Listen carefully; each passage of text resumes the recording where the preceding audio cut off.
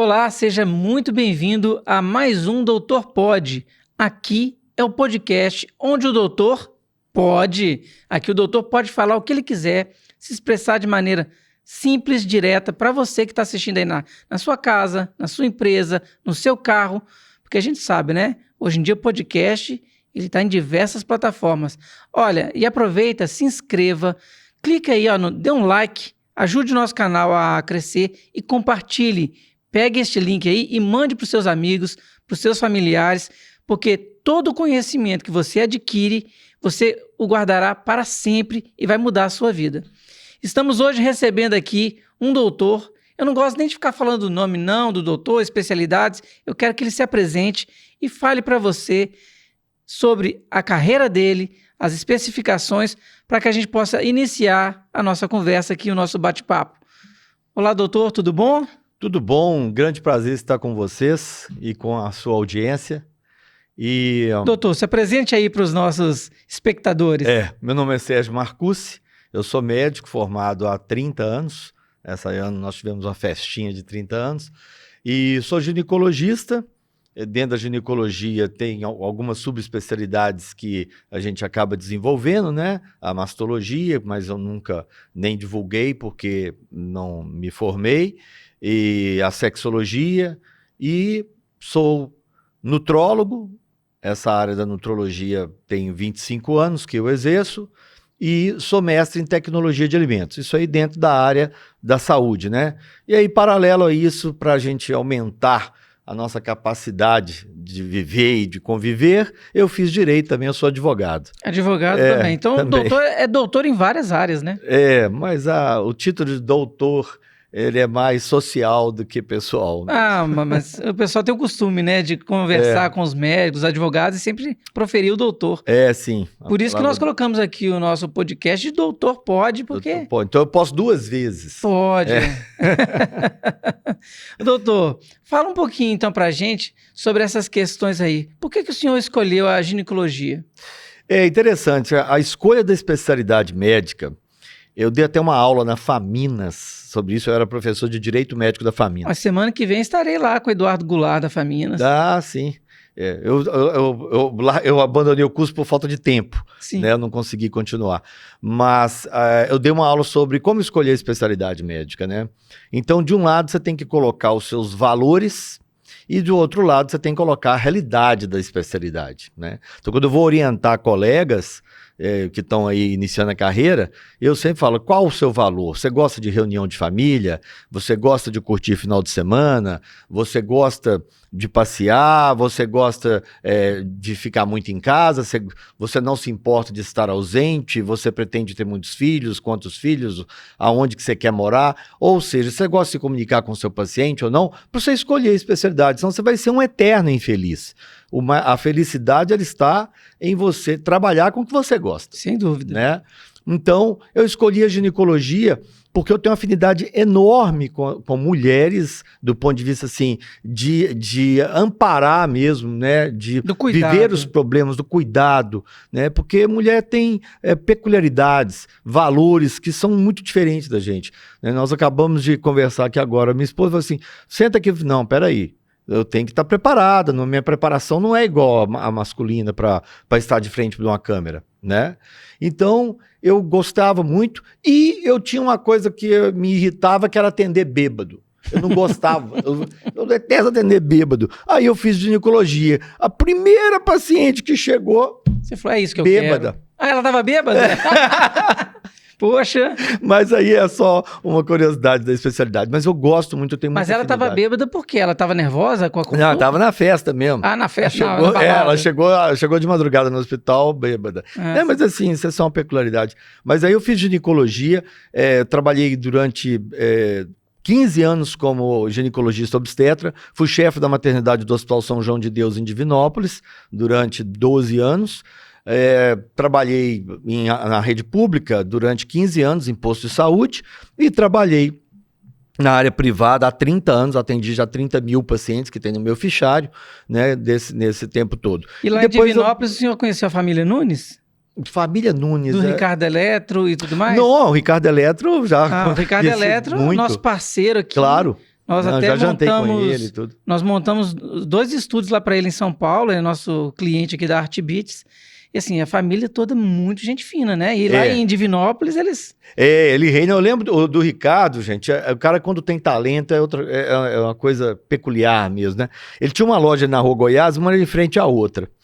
E ele ficava de uma loja vigiando a outra. Isso, na porta. Na porta. E aí eu estava lá vendo uma geladeira e tal, e ele saiu do lado de lá e falou assim: peraí que eu vou te vender essa geladeira. Eu falei assim, tipo assim, se você não comprar a geladeira, você fica até constrangido. Se não comprar de mim, não compra de ninguém mais. Não compra de ninguém mais. Ou seja, o cara é nato, né, disso aí nele. É um cara muito simpático. Encontrei com ele outro dia no Italy, lá em São Paulo, né, fui até prazeroso, batemos um papinho lá e recordamos. Aproveitar e até mandar um abraço ao Ricardo, ó, qualquer dia vem aqui, traz o Rodrigo, o Adriano, vamos bater um papo aqui.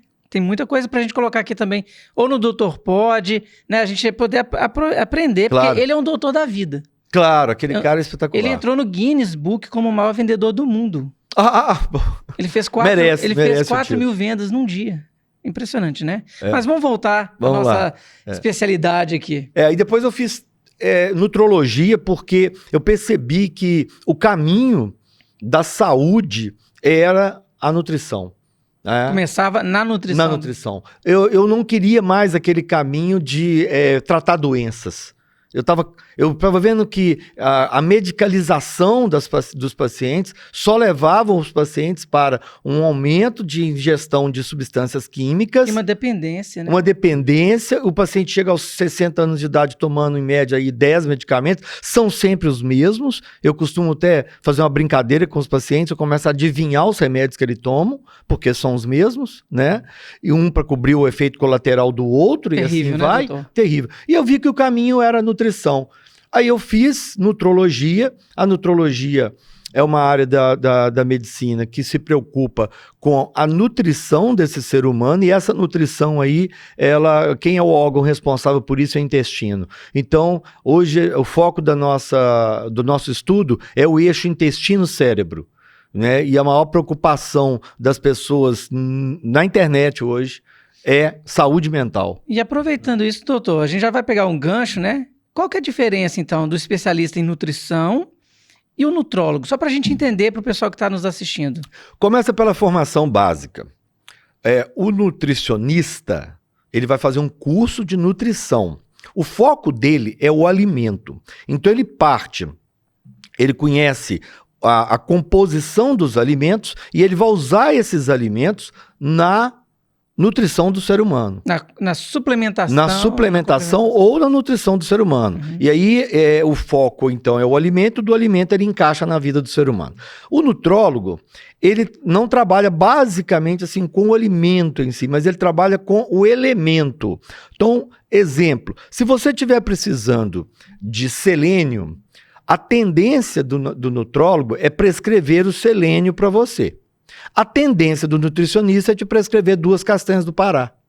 Uhum. Então, o nutricionista ele vai sempre preferir prescrição da necessidade do ser humano dentro da comida, porque o foco, ele estudou mais isso.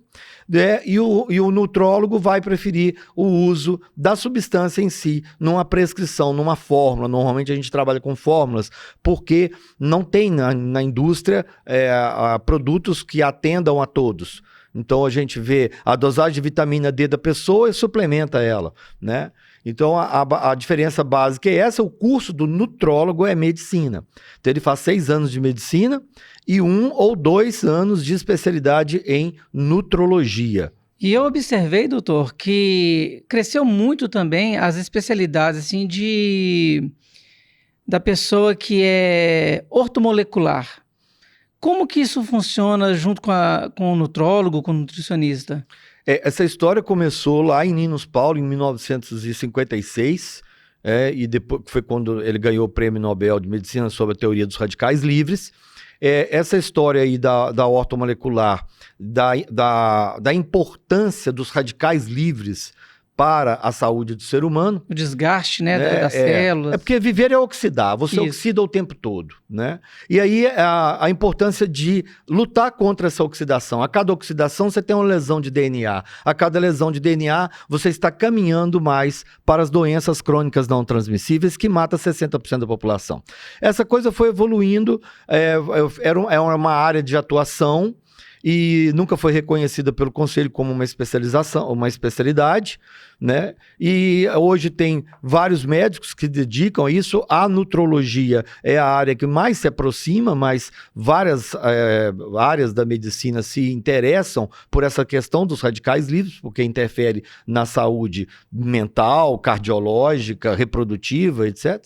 E depois ela foi passando para a medicina anti-envelhecimento, depois medicina da longevidade, agora nós estamos falando em medicina do estilo de vida.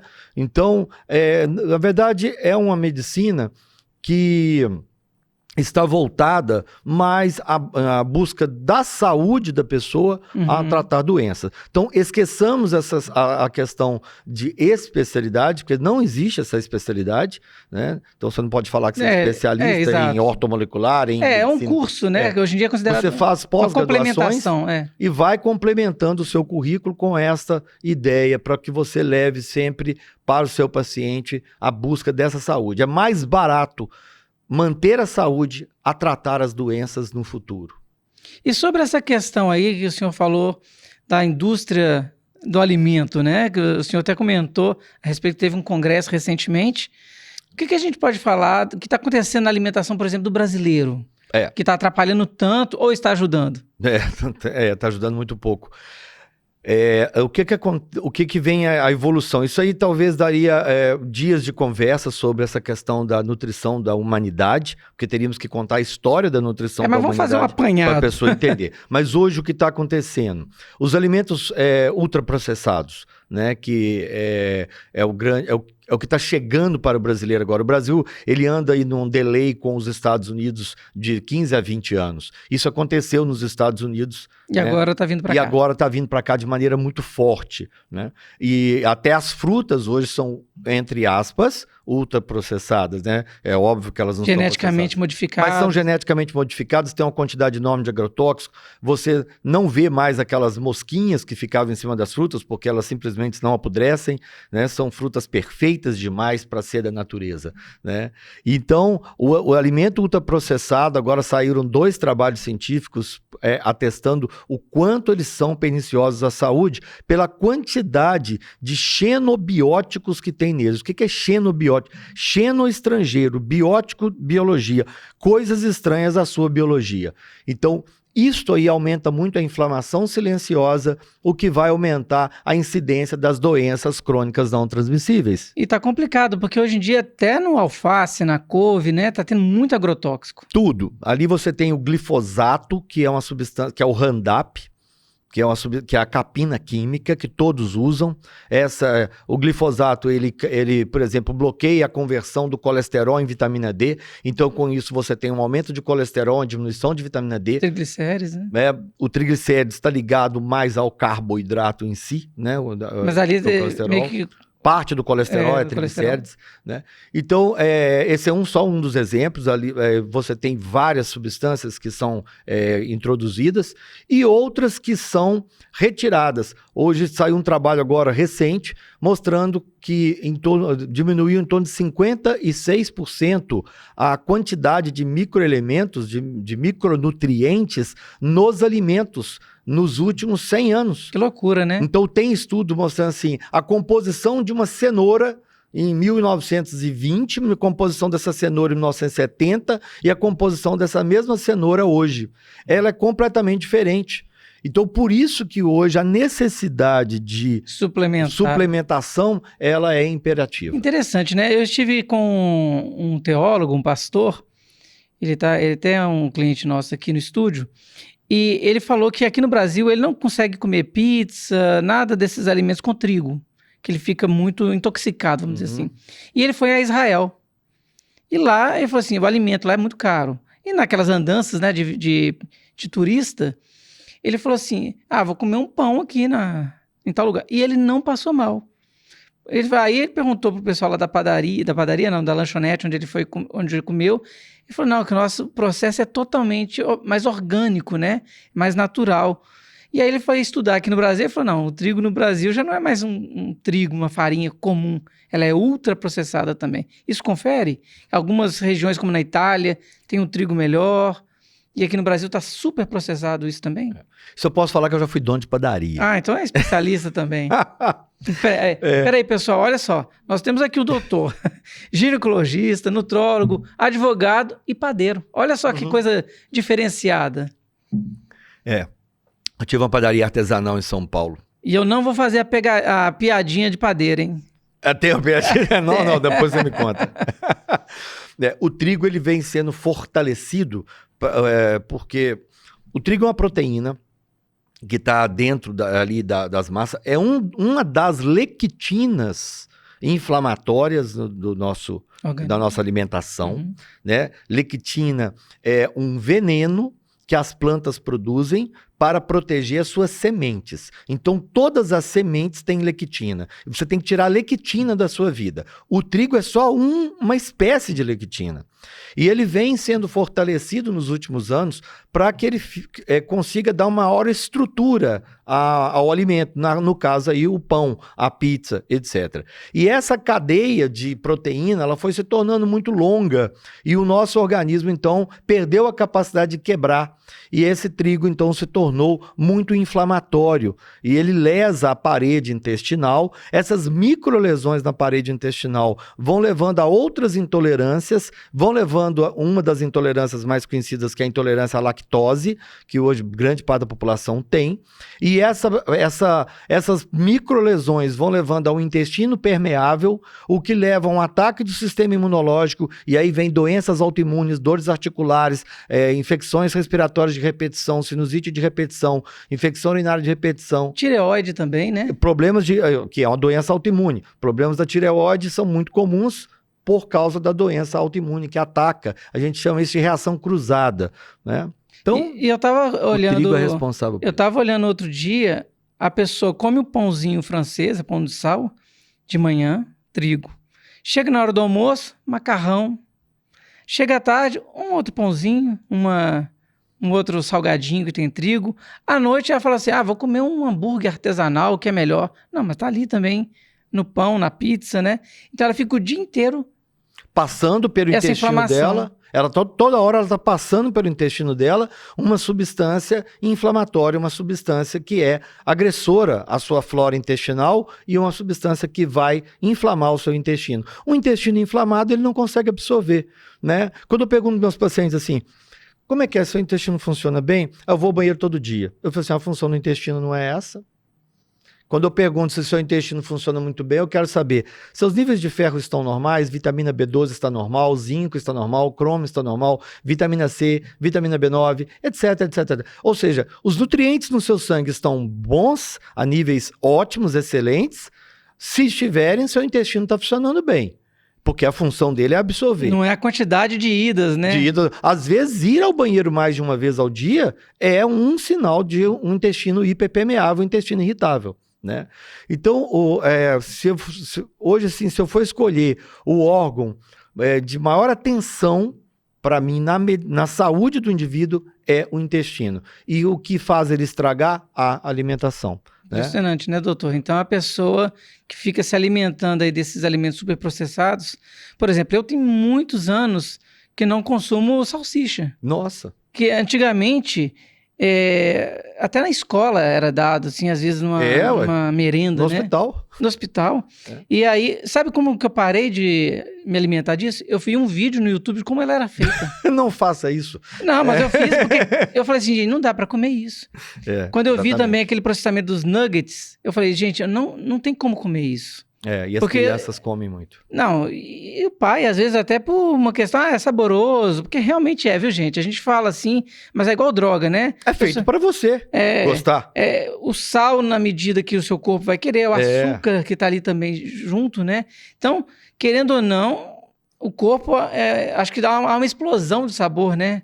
Sim, eu fiz mestrado em tecnologia de alimentos, Justamente porque na minha formação como médico, eu via que eu tinha uma deficiência que era saber como que esses alimentos eram feitos. E isso não tem no curso nem de medicina e nem de nutrição. Eu tive que ir para a área da engenharia química. A tecnologia de alimentos é uma área de especialização. É no processamento do alimento mesmo. O tecnólogo de alimentos, que é uma área muito legal, muito interessante, ele é um profissional de nível superior que faz os novos alimentos que você consome todo dia. Quando você chega no supermercado, tem lá assim, olha, um iogurte novo. Quem que fez aquilo? Um tecnólogo de alimentos, né? Então, ali tem toda uma engenharia de alimentos, é um curso de engenharia de alimentos, para que aquele produto chegue a você. Então, ele tem textura adequada, ele tem palatável. O sabor palatável, e aí ele tem o glutamato monossódico, que é o sexto sabor que a gente sente, né? Que é um intensificador de sabor que deixa as coisas muito mais gostosas. E agora nós temos um grande problema aí, que é a nova rotulagem. Foi um dos temas do nosso congresso, uma crítica à nova rotulagem. Aí, doutor, o que mudou então nessa nova rotulagem? Nossa senhora, mudou muita coisa. Os alimentos agora, eles vão ganhar, os alimentos ultraprocessados, eles vão ganhar uma lupa. Então, já tem muitos no mercado, né? O consumidor pode olhar aí, pegar a embalagem, que tem uma lupazinha na frente, com um quadradinho preto e branco, mostrando assim, alto teor de açúcar, alto teor de gordura. Sódio. Alto teor de sódio. Então, ele tem essa lupa. Essa lupazinha, o Ministério da Agricultura e a Vigilância Sanitária, a Anvisa, eles fizeram algumas regras, e essas regras, um tanto quanto empíricas, e determinaram, por exemplo, acima de 15 gramas de açúcar em 100 gramas do produto, é considerado um produto de alto teor de açúcar. Qual o problema disso? Aquele fabricante que tem um alimento que tem ali 16, 17, 18, 20, até 30, 35 gramas de açúcar em 100, ele não vai querer ganhar a lupa, porque a lupa vai diminuir a venda do produto dele. A visibilidade, né? Visibilidade. Então, ele vai tirar a quantidade de açúcar para ficar dentro da norma, para não ganhar a lupa, né, o selo que aquele alimento tem alto teor de açúcar, e vai introduzir outra substância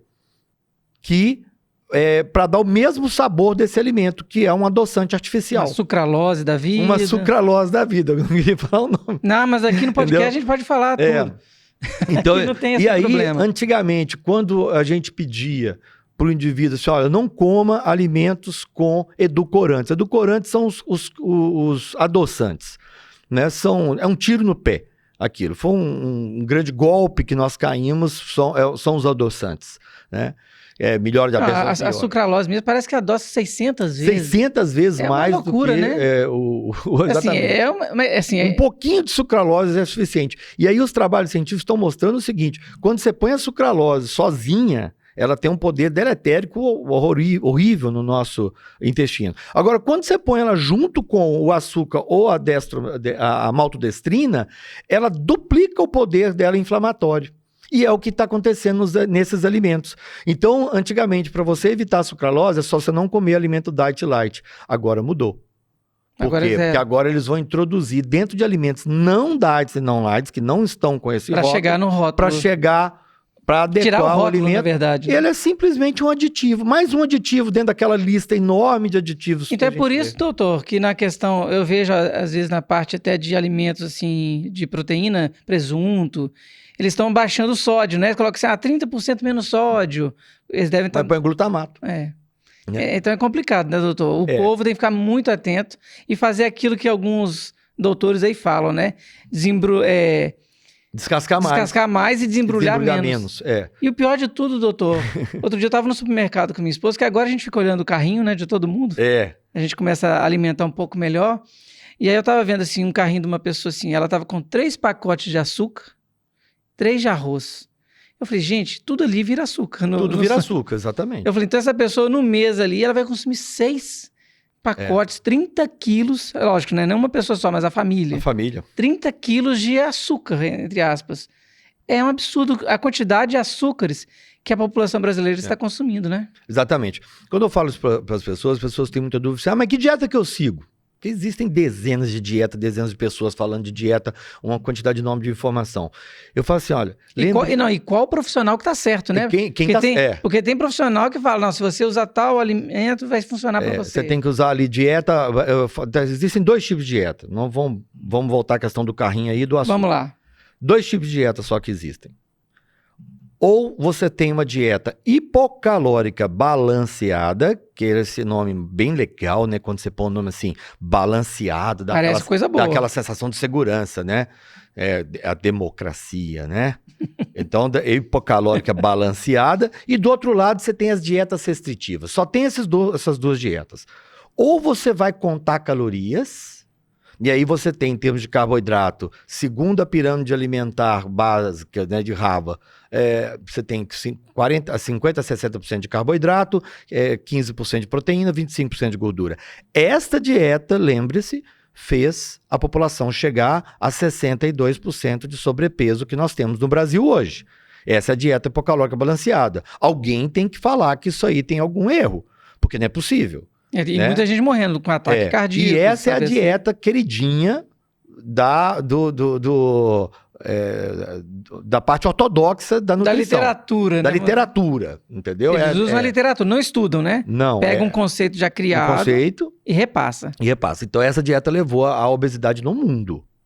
Dieta hipocalórica balanceada. Basicamente, a cada... 1.000 calorias que eu tiro a cada 1.000 calorias que você tira da pessoa por dia na dieta, ela emagrece 1 quilo por semana. Então, a cada 1 caloria que você tira por dia, dá 1 por semana. Esse é um conceito geral, né? A média.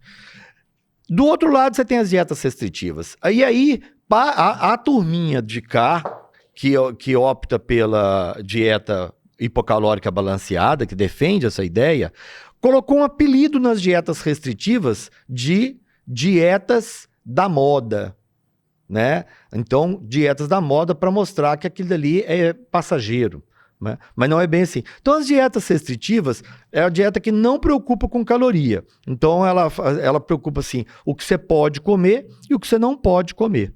Então, aí vem...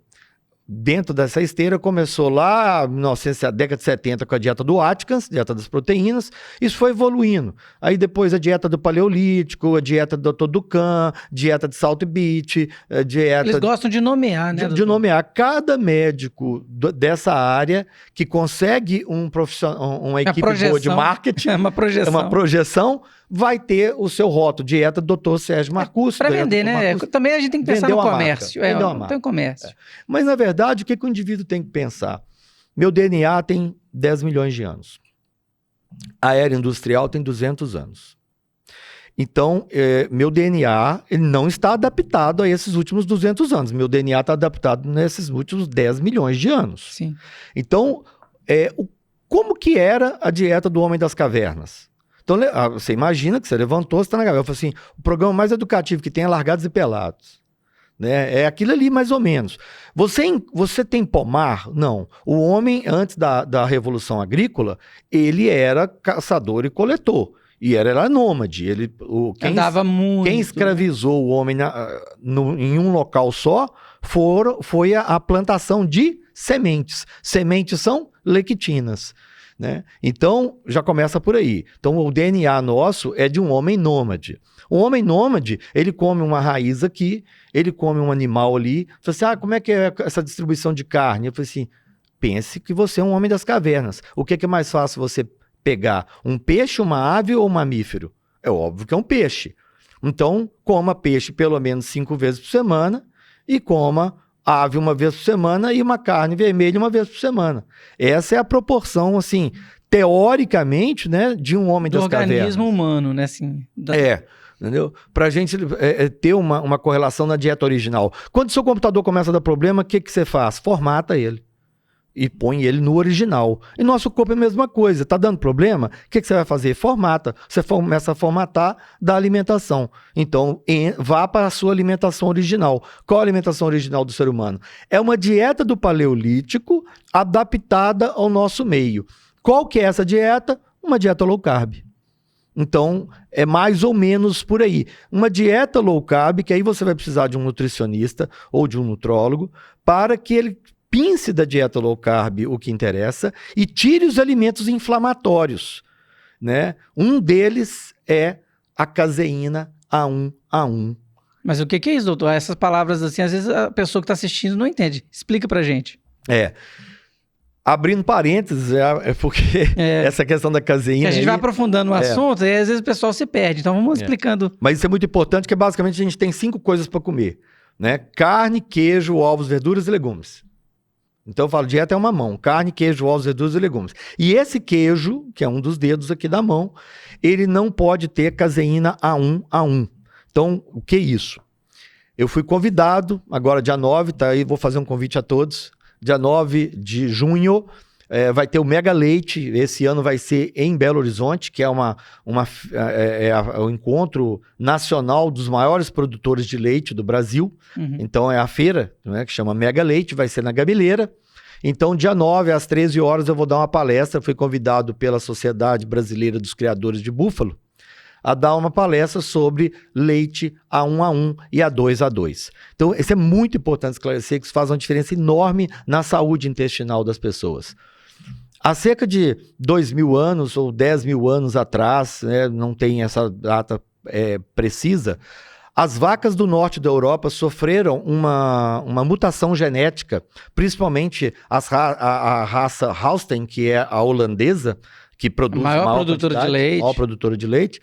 Ela sofreu uma alteração genética e ela passou a produzir, ao invés de caseína A2A2, a caseína é a proteína do leite. Ah, eu sou alérgico à lactose. Tem nada a ver. Lactose é o açúcar do leite. Nós estamos falando da proteína do leite. Então, ela passou a produzir a caseína A1A1. Ela produzia só A2A2. E que diferença que é? Olha, o sabor é o mesmo, o queijo é o mesmo, o iogurte é o mesmo, o derivado do leite é o mesmo. Muda um aminoácido só. Só que esse um aminoácido transforma tudo. Na hora que você come aquela substância, a caseína, a proteína do leite, a A1A1, ela se transforma dentro do nosso corpo em uma outra substância que chama beta-caseomorfina. Beta-caseo de caseína, morfina. Gente, é morfina. O que a morfina faz no intestino? Paralisa o intestino, inflama o intestino, anestesia o intestino. Aí a pessoa reclama que está com o intestino constipado, mas ela come queijo, ela come iogurte, ela toma leite. Leite, a população já entendeu que não é legal tomar. Eles falam que o leite é extremamente, hoje, inflamatório mesmo, muito inflamatório. Até porque os leites hoje são pasteurizados, UHT, eu nem sei direito o que é isso, doutor. Eles colocam tanta coisa no leite da gente, soda cáustica. Tem soda cáustica, tem formol. Gente, é uma substância orgânica daquela que não estraga, dura um mês na sua geladeira. Né? Não, e fora da geladeira. Então, aí existe uma linhagem de vaca. Uhum. Então, você não faz o teste, não é no leite, é na vaca, né, que produz a caseína A2A2. O leite dela, a proteína é com caseína A2A2, que não se transforma em beta-caseomorfina. Essa beta-caseomorfina da caseína A1A1, hoje é conhecida, a literatura já pacificou isso em relação à ingestão disso e aumento da incidência de diabetes. Olha que loucura, além de diabetes, questões inflamatórias, principalmente as inflamações cerebrais, né, que levam a 2 doenças que são muito incidentes no Brasil hoje, que é Alzheimer e Parkinson, né? E essa então peraí, doutor, só pra gente entender, né? Porque o senhor tá indo aí aprofundando, legal, mas então a pessoa que consome esse leite, né, o derivado do leite, que tem o A1A1, ela pode ter Parkinson e Alzheimer. É mais um fator inflamatório. Um ajudador. Vamos pôr, um facilitador, né, para essas doenças inflamatórias cerebrais. E o pessoal consome muito, né? Consome muito. Há uma tendência dentro do mercado do produtores de leite a trocar todo o rebanho nacional para vacas que produzem caseína A2A2. Porque o produtor de leite ele vai continuar produzindo. Ele não vai ter perda, mas ele tem que usar o touro A2, né, e usar uma vaca A2 para que o bezerrinho nasça A2A2. A genética dele. E trocar todo esse plantel. Acredita-se que em torno de 5 a 10 anos, todo o plantel de produtores de leite já tenha sido trocado e a gente está com a caseína A2A2. Aí todos os queijos, tudo vai ser A2. Por quê? graças a programas como o seu, essas informações estão sendo difundidas para a população. E a população já está entendendo essa importância. Tanto é que vai ter uma palestra no Mega Leite só sobre isso. Já existem empresas certificadoras que vão na fazenda do indivíduo e fazem o teste nas vacas e falam, todas as suas vacas são A2A2. E hoje, doutor, existe algum selo no produto, já que eles gostam de colocar muitos selos nas embalagens, existe já algum produto com esse selo? Sim, existe sim.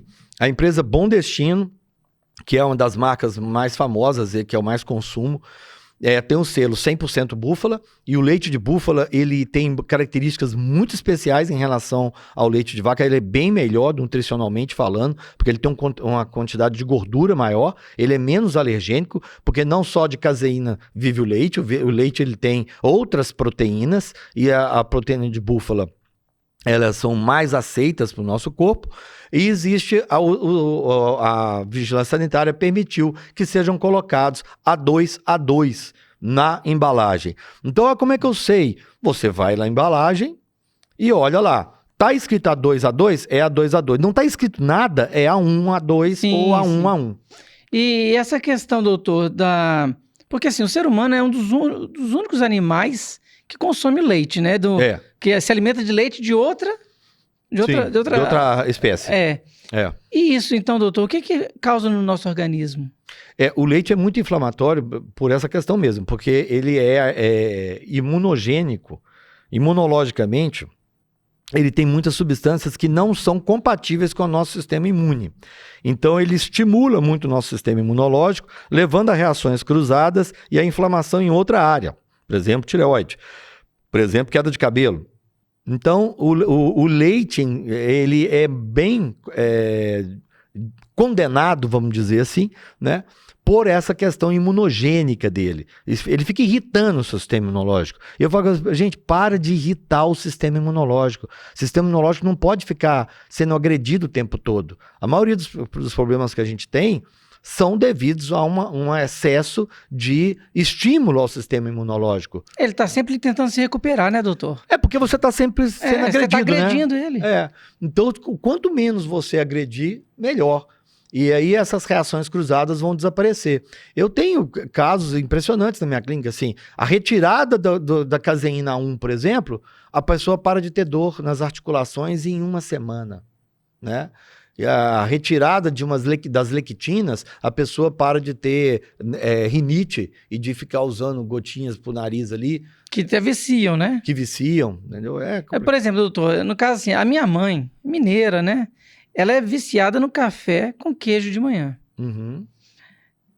É uma dieta muito ruim. Eu falo com ela assim, mãe, evita esse queijo. Mas eu sou viciada em queijo, eu adoro queijo. E tanto é que ela ficou uma semana sem comer o queijo dela e ela parou de ter dor de cabeça. Ó, que interessante. Eu falei, tá vendo? Olha aí o seu próprio organismo te indicando. E isso ela tá desde criança comendo. Então, ela tá se prejudicando há anos.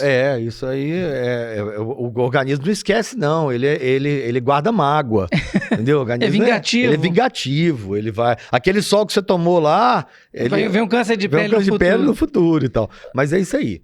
Doutor, e sobre essa questão que a gente falou bastante aí dos alimentos, e essa questão, e como o senhor também trabalha com essa questão dos hormônios, né? Esses hormônios funcionam? Assim, esses hormônios que são injetados... Como que trabalha no corpo da pessoa? Primeiro é importante que a população entenda o que é hormônio. Isso, explica pra gente. Hormônio é um mensageiro. Hormônio é quem leva a mensagem para as células. Então nós temos mais de 120 tipos de hormônio no corpo, né? E cada um leva uma mensagem diferente. Você tem hormônios aí ligados à obesidade, né? Pró-obesidade, outros que são catabolizantes, outros que são anabolizantes. Então, hormônios são mensageiros. São divididos em duas grandes categorias. Hormônios derivados de proteína, que aí você tem que ter o quê? Uma boa nutrição para ter as proteínas. Então, a insulina, os hormônios da tireoide, o hormônio de crescimento, são hormônios derivados dos peptídeos das proteínas. E o hormônio derivado do colesterol. O colesterol é uma coisa ótima para a nossa saúde, né? Nós precisamos. Nós precisamos muito do colesterol. E aí, esses hormônios são os hormônios esteroides, por isso que chama colesterol, né? Esses hormônios são basicamente o cortisol, a testosterona, a progesterona, hormônio feminino e masculino, o estrogênio e o deídoepiandrosterona, que esse palavrão é o DEA, DHEA. Se o médico for gago, ele tá frito, Não, né? tá ferrado. Só se ele decorar. É difícil, viu? Deídoepiandrosterona. Se você não falar rápido, também agarra. Então, esses hormônios esteroides, eles são... O cortisol, ele é catabolizante, ou seja, ele diminui a quantidade de proteína no nosso corpo, ele destrói células, ele é anti-inflamatório, e sem ele você não vive, né? Então hormônio ruim eu não quero ter, se você não tiver, você tá morto, né? Precisa cortisol. também, né? Então você tem que ter o cortisol. É o bem e o mal junto. O bem e o mal tem que lidar juntos assim. E do outro lado, os hormônios anabolizantes. Então quando a pessoa botar um apelido de hormônio anabolizante, que é ruim, não é ruim. Nós queremos anabolizar, porque o contrário disso é catabolizar. Ou você está anabolizando ou você está catabolizando. Parado você não está nunca. Então, o que você quer? Você quer catabolizar? Você quer perder? Ou você quer anabolizar? Você quer ganhar? É claro que eu quero ganhar. Então, os hormônios anabolizantes não são ruins, eles são bons. Então, isso explica... Teve até uma polêmica recente a respeito disso, né? Botaram um apelido no hormônio, mas isso aí é da parte básica do estudo da medicina. Os hormônios são anabolizantes. Eles são hormônios que aumentam o crescimento celular. Né? Então, a polêmica que teve, eu achei até correta, a postura, né, foi uma tentativa de mitigar o abuso do uso desses hormônios para fins estéticos, levando a problemas de saúde no ser humano. E realmente a coisa estava caminhando para isso. Tem gente que está no excesso, né? Porque assim, o bem-estar que esses hormônios causam é muito grande, principalmente a testosterona. E isso vicia o indivíduo. Só que, por outro lado, você tem problema. Eu falo que o corpo do ser humano é terrível, né? Ele vicia em tudo, né, doutor? Ele vicia no açúcar, vicia no exercício físico, vicia... Tanto é que tem gente aí que começa a correr e não para de correr. O cara tá... Fisicamente, você vê que ele tá... Isso chama vigorexia, o nome desse vício. A pessoa não para mais de fazer determinadas coisas. O ser humano tem uma tendência muito grande a esses vícios químicos e... É o mundo da dopamina. Exatamente. Então vamos falar de dopamina, que é um neurotransmissor. Então esse é o mundo da dopamina. Por isso que o ser humano ele tende a ir para tudo que produz dopamina. O que produz dopamina? Assim, quais são as fontes de dopamina que a gente tem? Você tem as fontes internas. Quem produz 70% da nossa dopamina? Intestino. Então, se você tiver um intestino ruim, você vai buscar essa dopamina fora do seu intestino. Fonte externa. Quais são as fontes externas de dopamina? Então, vamos lá. Cocaína, crack, cigarro, álcool e glicose. De comida, é isso. Esporte, sexo, compras e jogos. Então, essas são as fontes de dopamina. São todas protegidas pela lei, exceto glicose e esporte. Para onde que o povo está correndo? Para o carboidrato e para os esportes. Por isso que tem muita gente viciada em esporte. E aí, quando você põe o hormônio junto, a testosterona... Aí explode, né? Aí te dá o bem-estar aumenta mais ainda. Aí vem as endorfinas que vão causar mais prazer ainda. Mas espera aí, doutor, então o senhor está falando que fazer o esporte é ruim? Não. Então vamos lá. A vigorexia é ruim. O excesso, né, doutor? É o excesso. De quanto de esporte a gente precisa por dia? 45 minutos a 1 hora. Também é muito pouco, mas mais do que isso, você está fazendo overtraining, você vai inflamar. Eu tenho pacientes que falam assim, doutor, eu estou fazendo 2 horas de atividade física por dia, eu estou engordando. Porque ele está produzindo cortisol, ele está inflamando. Né? Então, assim, tem que respeitar a idade de cada um, os limites de cada um, qual que é a capacidade física de cada pessoa. Porque às vezes a pessoa está preocupada muito com a estética, né? Ela quer ter um braço gigante, uma perna. Mulheres, às vezes, querem ter uma perna que não é nem do padrão, do biotipo dela. Do biotipo dela, Mas ela quer, né? E aí ela vai lá, fica 3 horas no leg press. Achando que aquilo ali vai aumentar. E aí as fibras musculares estão inflamando, né? Fazer atividade física é inflamar. Mas quando eu peço exame de sangue do paciente, eu falo, fica uma semana sem fazer, porque senão você vai atrapalhar o exame de sangue. Ou você faz o exame de sangue sabendo que vai dar uma inflamação. Porque a atividade física é inflamar. Né? Musculação, principalmente. E atividade padrão é musculação, tá, gente? Sim. A atividade que dá mais prazer é aeróbica. mas a atividade que aumenta mais o metabolismo é a musculação. Então, voltando ao assunto dos hormônios, hoje, o que evoluiu nessa questão dos hormônios? Nós começamos aí, a história da reposição hormonal vem de 1500. O Brasil estava sendo descoberto e a China já repunha hormônio com urina. Olha só.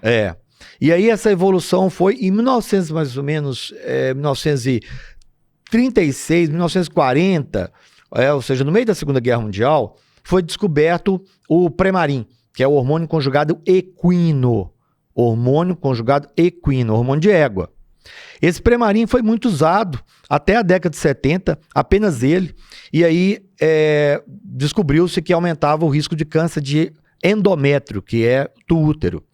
E aí criou, né, aquele pânico, descobriram porque ele não podia ser usado sozinho, ele tinha que ser usado junto com a progesterona. E aí passou-se, a progesterona oral foi descoberta também, passou-se a usar o Premarin com a progesterona para proteger o útero. Continuamos nessa esteira. Mais ou menos na década de 80, em torno de 20% a 30% da população dos Estados Unidos e da Europa fazia reposição hormonal. A indústria começou a ficar preocupada com isso.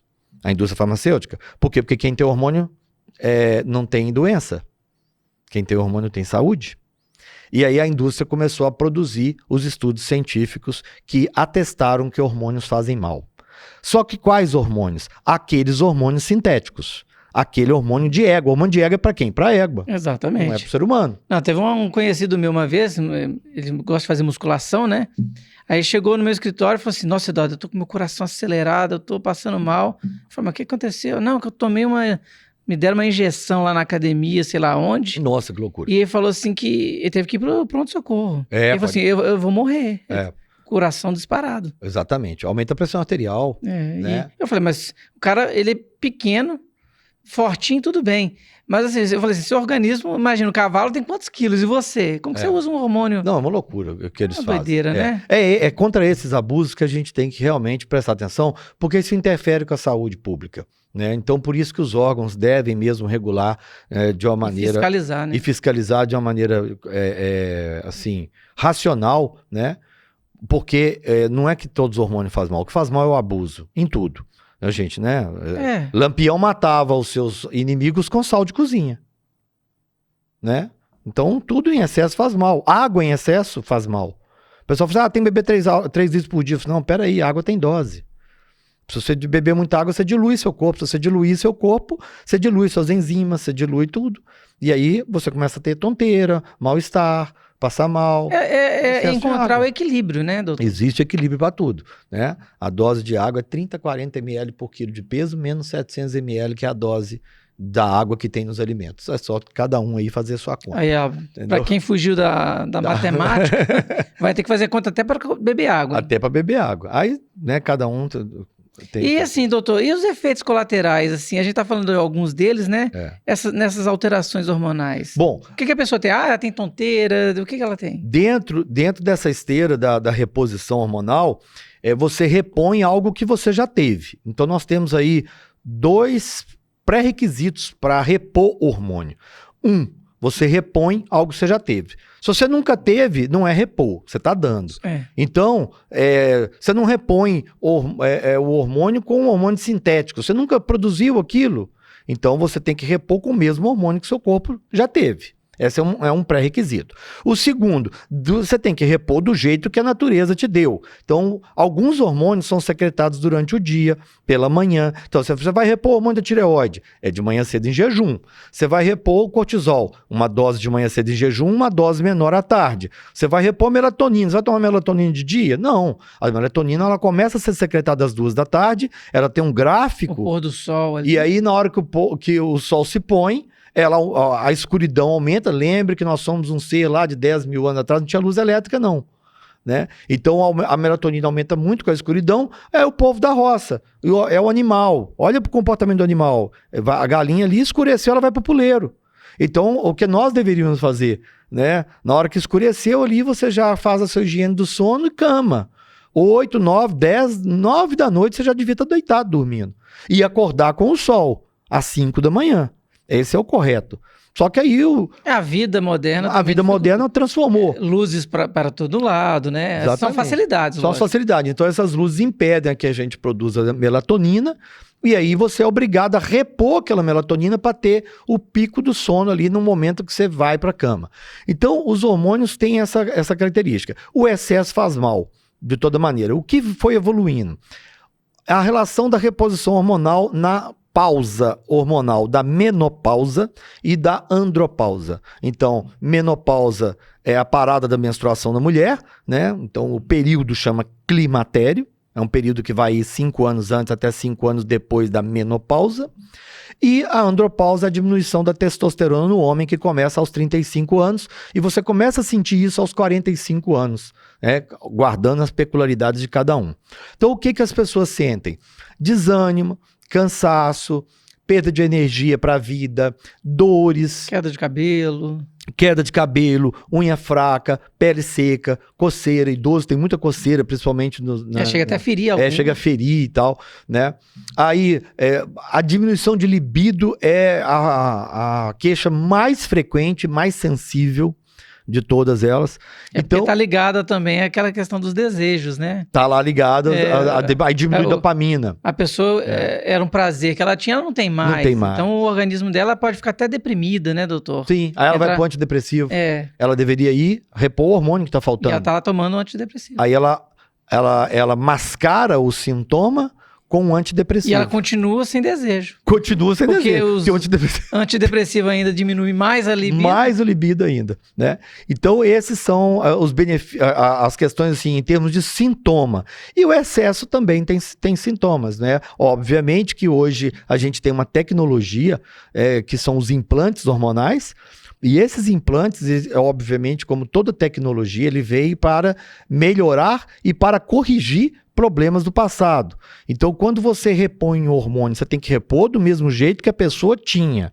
Então, o estrógeno e a testosterona, a pessoa tem o dia inteiro no corpo dela, em pequenos pulsos de liberação.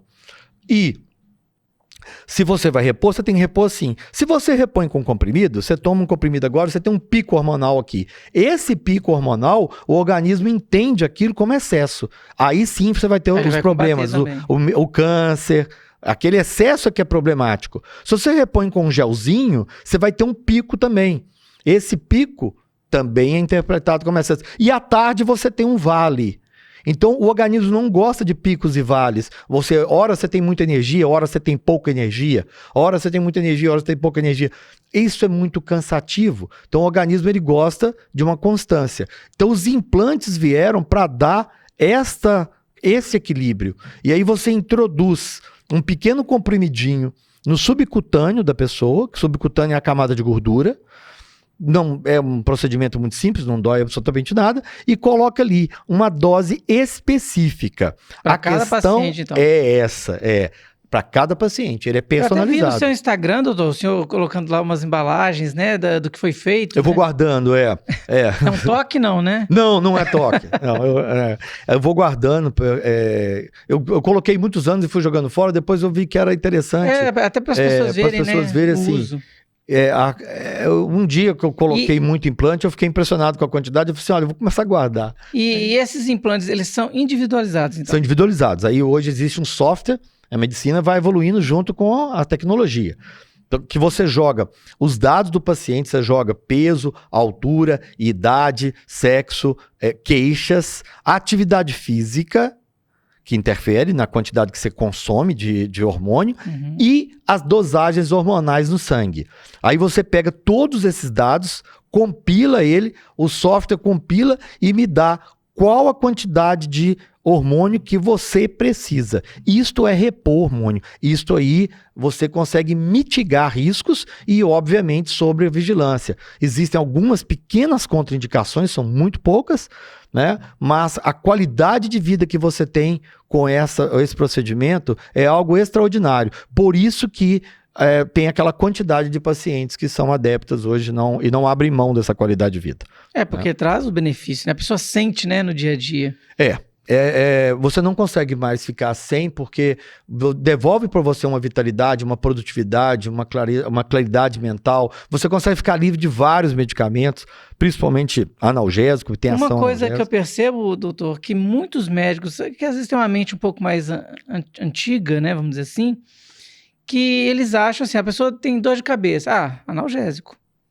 Mas qual que é a causa daquela dor de cabeça? Eles não aprofundam tanto. A palavra por quê?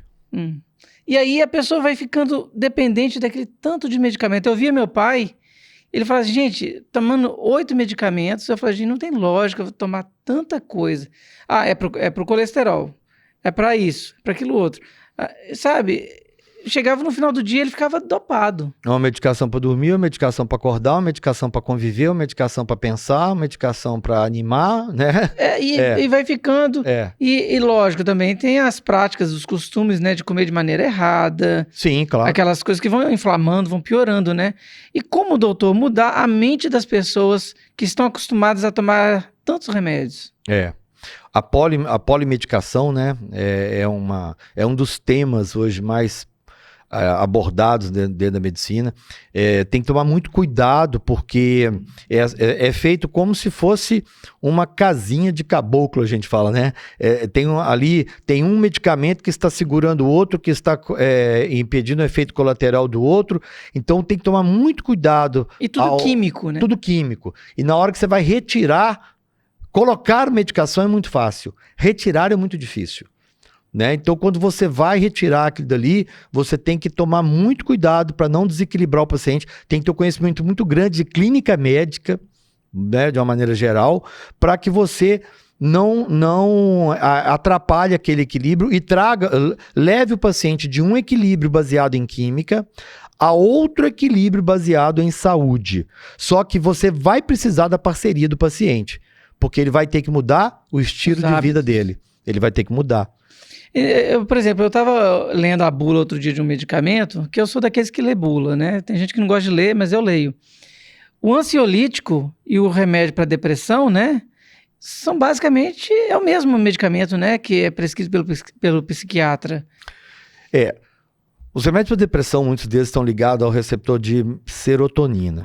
90% da nossa serotonina é produzido no intestino. Então, se você tiver um intestino bacana, você tem bastante serotonina. Né? Então, esses são os antidepressivos. Os antidepressivos têm uma meia-vida longa no nosso corpo, em torno de 10, 12 dias. Então, até que quando você começa a tomar, o médico te avisa, olha, ele vai começar a fazer efeito dentro de 10, 12 dias. Já a categoria dos calmantes, entre aspas, os benzodiazepínicos, a receita azul, né, a tarja preta, esses aí são outra categoria de medicamentos. Venlafaxina. Venlafaxina é antidepressivo. Antidepressivo. Aí nós estamos falando da categoria dos inibidores de recaptação de serotonina. Entendeu? São esses medicamentos para tratar aquele bolo, aquela pressão que vem aqui no peito, aquela sensação de uma opressão, né? Uma opressão, a sensação que você vai entrar em pânico e tal. Então são usados esses medicamentos, né?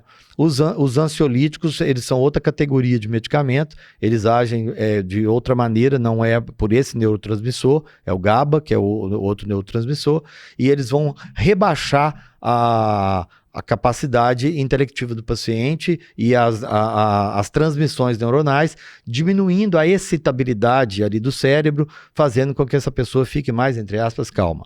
Qual o problema dessas medicações?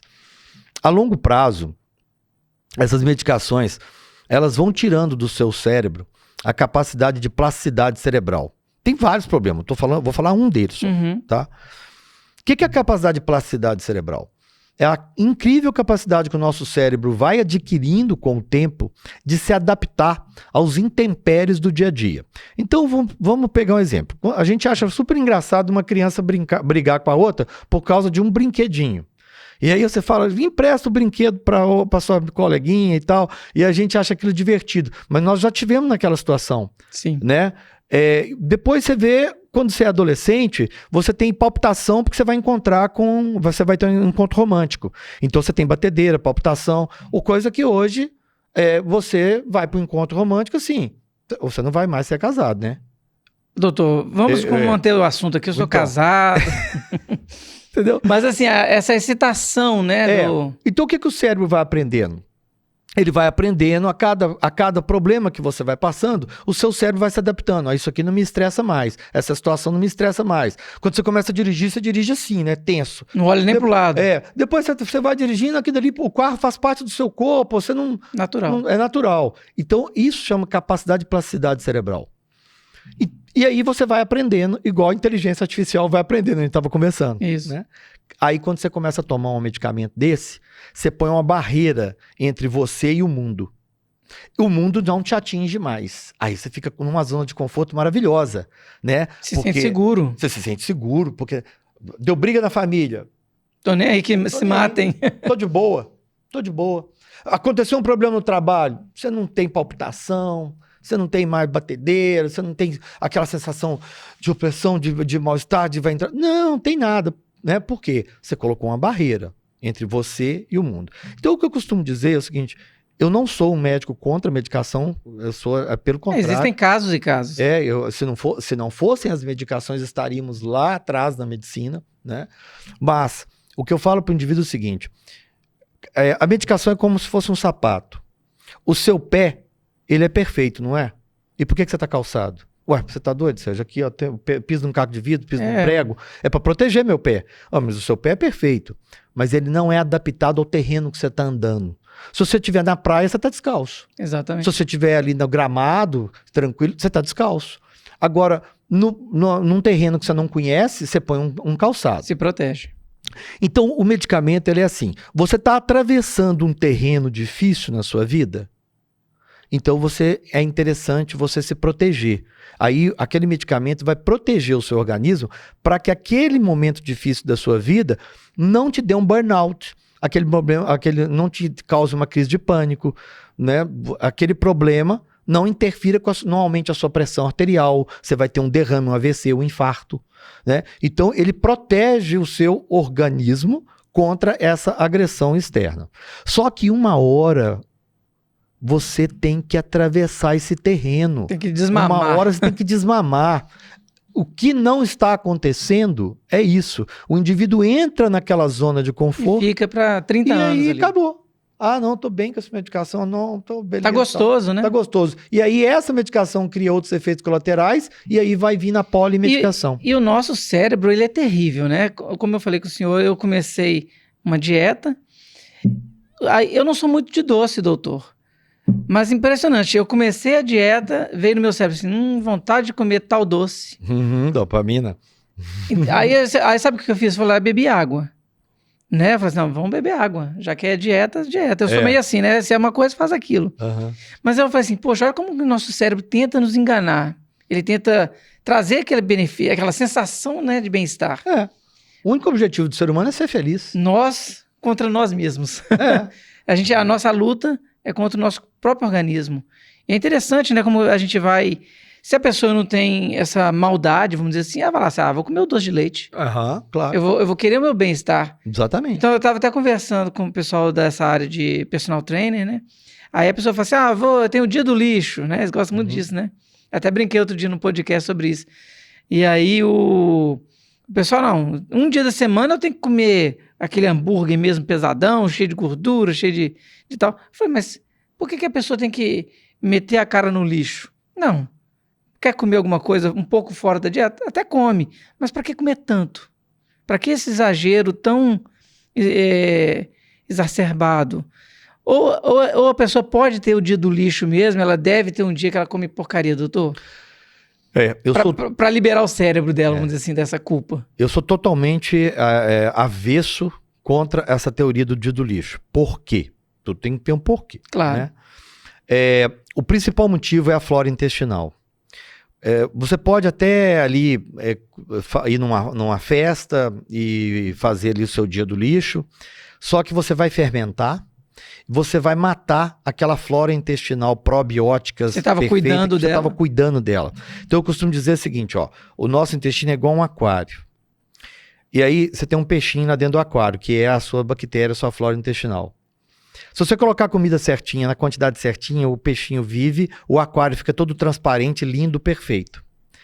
Um dia que vai um endiabrado do menino na sua casa e joga uma comida errada dentro do aquário, o peixinho come, morre, vira de barriga pra cima. Na hora que você olha pro aquário, o aquário tá podre. Em 24 horas, um aquário que você cuida dele há anos, e ele está podre. Então, o que aconteceu ali? Quanto tempo demora para eu trocar a sua flora intestinal? 1 mês. Quanto tempo você demora para estragar tudo? 1 refeição. Olha que loucura, né? Então, se você fizer 1 dia do lixo por semana, você não vai ter uma flora nunca, uma flora probiótica. Melhora um pouquinho, piora tudo. Piora tudo de novo. Tava produzindo neurotransmissores, já estava acabando a fase de abstinência, já estava com dopamina, já estava com serotonina, você vai lá, fermenta, tem gás. Você quer saber se você comeu bem? Então você vai prestar atenção nos seus gases intestinais. Qual que é o normal do ser humano? Não soltar nenhum pum na vida. É mesmo, doutor? Nenhum pum na vida. Aí, os homens de plantão... Se você está soltando pum, você está fermentando. Se você está fermentando, você fez alguma cagada. E esses alimentos que favorecem esses gases? MAP Foods. Feijão... Como que é que a pessoa pode... Já existe hoje uma dieta anti-MAP Foods, que são os alimentos fermentativos. Então tem uma lista de alimentos. É muita coisa, né? É muita coisa. Então tem que procurar o especialista. O equilíbrio disso aí, exatamente, né? Porque, na verdade, você tem que orientar o indivíduo ali dentro da realidade dele, né? Da vida dele, a comer alimentos menos fermentativos, menos inflamatórios, pré-bióticos, que vão alimentar essa flora intestinal dele, né? De maneira profícua. Cada flora intestinal é especializada aí num problema. Ô, doutor, então, basicamente, o intestino é quase que o nosso segundo cérebro. Como que a gente cuida dele melhor, assim, então? Né? Porque ele tá o tempo todo te mandando indícios. E ele te manda informações o tempo todo para você. Então, a pessoa está soltando gases, ela está, às vezes, tendo aqueles dores, sopros, arrotanos. Tá tendo aquela fincada, às vezes. Fincada debaixo da costela, que o cara acha que tá até infartando, aqui dali é só gases intestinais, né? O intestino irritado. Então, assim, você tem que cuidar dele mesmo, né?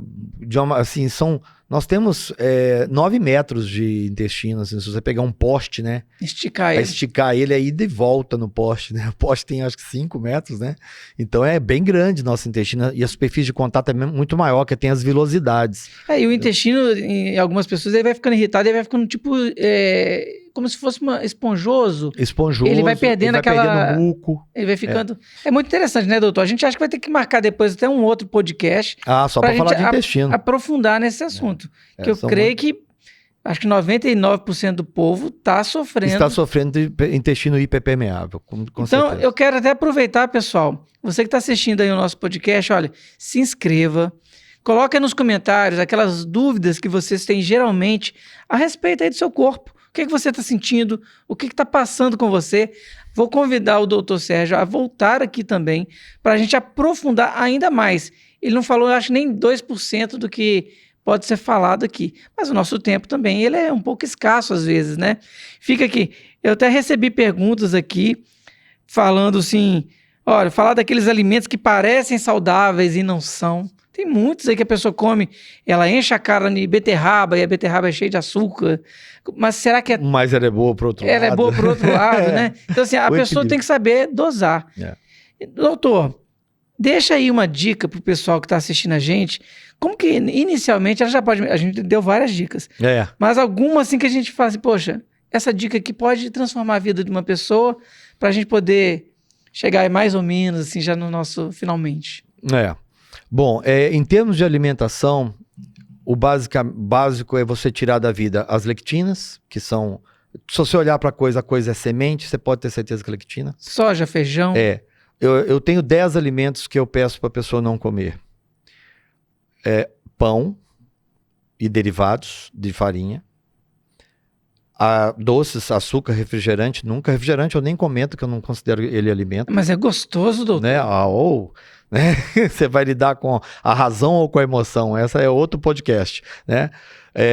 As massas, as frutas. Aí a fruta é uma grande polêmica, porque a fruta é o falso inimigo. Então, se eu for deixar uma dica, fruta, 3 pré-requisitos. 1, que seja da época. Tá. 2, que você tente que ela seja orgânica. E aí, se for da época, é mais fácil ser orgânica. 3, lembre-se que o seu DNA é de 10 mil anos atrás e não tinha pomar. Então, de vez em quando, o ser humano achava um pé de uma fruta no meio do mato. Então, porque às vezes uma fruta por dia. Porque a frutose também, né, em excesso. A frutose é a principal causa de esteatose hepática não alcoólica, que é a quarta causa de consulta hoje nos consultórios. Eu vi um vídeo outro dia dos esquilos em Nova York. Caiu uma fruta, apodreceu, e eles estavam comendo. Eles tentavam subir na árvore e caíam bêbados. Por causa do álcool da fruta. Olha que loucura, né? Porque ela fermenta, a fermentação... E interessante que o esquilinho subia, aí queria comer de novo. Lógico. É a sensação, né, que ele teve. Prazer do álcool. Que doideira, mas pode continuar. Então, a retirada de... se eu pegar desses 10 alimentos, um dos piores deles é a cerveja. Cerveja é incompatível com a vida. Que isso, doutor? Agora os homens aí do nosso podcast vão parar de assistir. Infelizmente, eu não falei que ela é ruim. Cerveja a gente que é homem, né, é bem difícil de ficar livre dela, mas a cerveja, ela é incompatível com a vida. E por que a gente gosta tanto de cerveja? Porque a cerveja é feita com 3 substâncias: cevada, malte e lúpulo. Cevada e malte são sementes que tem uma quantidade enorme de lectina. Trigo, milho, né? Aí você tem as variedades de cerveja. Muita coisa. Né? Tô falando o básico da cerveja. Aonde que está a graça da cerveja? Está no lúpulo. O lúpulo é uma flor. Derivado de qual planta? Do cânhamo. E o cânhamo é de qual família? Da cannabis. E o que tem então na cerveja que é tão prazeroso? CBD, canabidiol. Que é o quê? Ansiolítico. Por isso que você pega a cerveja, na hora que você toma o primeiro gole, que ela desce aqui, você fala assim... Aliviou. Não, tava precisando disso aqui para dar uma relaxada. Eu tomo uma cervejinha só para dar uma relaxada. Socialmente, doutor? Não, 2 latinhas. Só que aquelas 2 latinhas, elas vão inflamar o seu intestino, elas vão mudar a sua flora intestinal e elas vão criar um problema para o dia inteiro. Né? Então, por isso que eu falo, é incompatível com a vida. Mas nem de vez em quando... E sem falar que é super industrializado, né, doutor? É super industrializado. Mas eu tomo a cerveja artesanal, meu vizinho que faz. Ele vai ter essas substâncias. Eu não falei da parte industrializada, porque o assunto é longo. Mas a cerveja, se eu for para dar uma dica, fique livre dela. Tá? Impressionante, né, doutor? Então, as pessoas aí têm que ficar muito atentas ao que come. Diminuir fruta. Diminuir a fruta, né? Arroz e feijão é uma outra polêmica, está dentro dos 10 alimentos. Uma doutora que nós fizemos a consulta, ela falou, Tira da vida. Porque é um açúcar, né? É um açúcar. E o feijão, ele tem... e pior de tudo, né? Tá muito ligado à alimentação do brasileiro, né? Por exemplo, o feijão tropeiro aqui em Minas. Eu, por exemplo, acho sensacional o feijão tropeiro. É muito gostoso, né? Mas a gente tem que tirar. Tem uma quantidade enorme de substâncias inflamatórias. E aí, assim, para finalizar... Não, doutor, mas peraí, antes da gente finalizar, agora eu também vou... A pessoa vai comer o que, basicamente? Vamos lá, repete pro pessoal. Carne, queijo, ovos, verduras e legumes. Mas o queijo de búfala, por exemplo. Aí cada dedo desse vale um podcast. Olha só que doideira. Carne, né? Dentro daquela lógica que eu falei, a carne tem uma substância também que pode aumentar a resistência à insulina. Então a carne, ela não é assim, se eu fizer uma dieta totalmente carnívora, eu vou estar bem? Não, você não vai estar bem. Vai faltar profissional, vai faltar muita coisa. Um profissional precisa te orientar. Então, carne, queijo, ovos, verduras e legumes. Carne, queijo, ovos, verduras e legumes. Carne, queijo, ovos... É um mantra, você vai decorando isso. E interessante também que é complicado, né? A pessoa, vou comer muitas verduras, mas tá cheio de agrotóxicos. Tem agrotóxicos. Olha, 100% você não consegue. Exato. O que a gente consegue é o que a gente chama de terapia do menor dano, é redução de danos. O que a gente consegue é isso. Então, alguns alimentos, igual a salsicha que você falou no início, o pão, isso já é o básico. Né? O basicão, já tirando o refrigerante, tirando os industrializados, tirando o pão, né? Os derivados de farinha, tirando aí os embutidos, já dá uma melhorada boa. Doutor, um detalhe que é interessante. E o café? Faz bem ou faz mal? O café é um antinutriente, assim, é um não nutriente. Ele não é de todo maléfico, né? O excesso, de novo, é problemático, porque o excesso ele diminui a absorção de uma série de microelementos, principalmente ferro, Mas o café, ele tem uma peculiaridade que a gente tem que falar, é o seguinte, se for tomar o café de torra média, porque alimento torrado, você está comendo carvão. Você perde os terpenos do café. Você está comendo carvão praticamente. Exatamente. E muito cuidado com o café de máquina. O café de máquina ele tem bicarbonato. Para dar aquela espuminha, aquele bicarbonato. E o bicarbonato, ele causa desbiose intestinal. Ele muda o pH do seu intestino. Então o café de máquina é 1 por dia. 1 por dia no máximo. E pequeno é o cafezinho da máquina lá, aquele cafezinho. E o restante é o café coado mesmo, nosso mineiro, de torra média, né? Aí em torno de 3, 4 por dia. E não tomar café depois aí das 5 da tarde, porque ele é um excitante, sistema nervoso central, senão você não dorme. Aí existem pessoas mais sensíveis a café e outras pessoas que não são sensíveis a café. Mas você tem que procurar um profissional e descobrir em que parte que você está. Né? Em que time que você joga? Não, maravilha. Olha, doutor, eu quero te agradecer. Eu sei que tem muito assunto ainda para a gente aprofundar, mas eu acredito que já aguçou a mente de várias pessoas. A gente pode colocar aí o Instagram do doutor para que as pessoas possam segui-lo, agendar a consulta, né, doutor? Que é importante também ter esse acompanhamento. Olha, pessoal, eu quero agradecer a vocês e não se esqueçam, se inscrevam, curtam, compartilhem, mande esse vídeo aí para muitas pessoas, porque pode salvar a vida até de um parente seu. Às vezes um pai, uma mãe, um tio que está tomando muito medicamento, está ali dopado de medicamentos, às vezes se mudar a alimentação, ele vai prolongar a vida por muitos anos. E acredito que o Doutor Pod aqui, ele pode ser um canal que vai transformar, até abençoar a vida aí das pessoas, tá bom? Então, nos vemos no próximo Doutor Pod e fique atento às novidades do nosso Instagram também. Forte abraço e até mais. Obrigado, doutor. Obrigado a todos.